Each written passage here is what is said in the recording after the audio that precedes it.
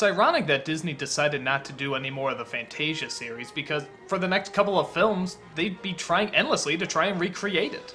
Make My Music was probably the first attempt to try and do that. It follows sort of a similar formula to what Three Caballeros was doing, just tying together a series of shorts with a certain kind of music.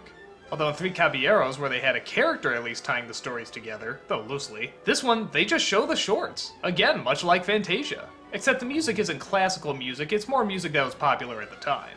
In fact, some of it, if I understand correctly, was left over from Fantasia. The animation for Blue Bayou actually makes it into this one, which was originally supposed to be featured in a sequel to Fantasia, except instead of using the classical music, they used a song instead. Later, the original would be released on DVD, and it's a lot better. Make My Music is probably closer to what Three Caballeros was trying to be. Sort of a fun series of short stories that are very loosely tied together with one theme. In this one, you guessed it, it's music.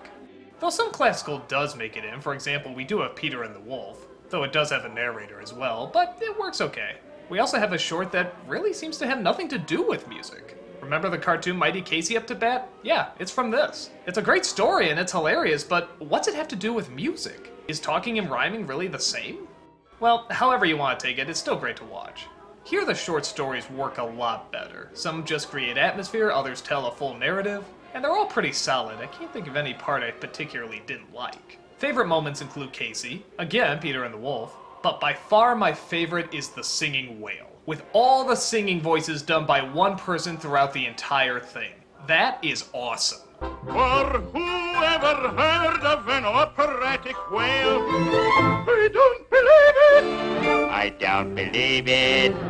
I know a lot of people probably haven't seen this cartoon, so without giving anything away, let's just say that sad face? Yeah, big clue. It's another one of those bittersweet moments that probably leaves a few kids confused, but I like that. It wasn't totally sad, but it's definitely not happy either. And on top of that, you're getting some great music. And one hell of a great singer. Modern to classic to jazz, they cover a pretty impressive gamut. And while nothing hits quite as potent as Fantasia does, it is still pretty enjoyable. This is another example of a bunch of cartoons that were taken from this movie and then chopped up into shorts, and there's a reason. They work really well. So, if you ever want to see them all together, check this movie out. It's a good one.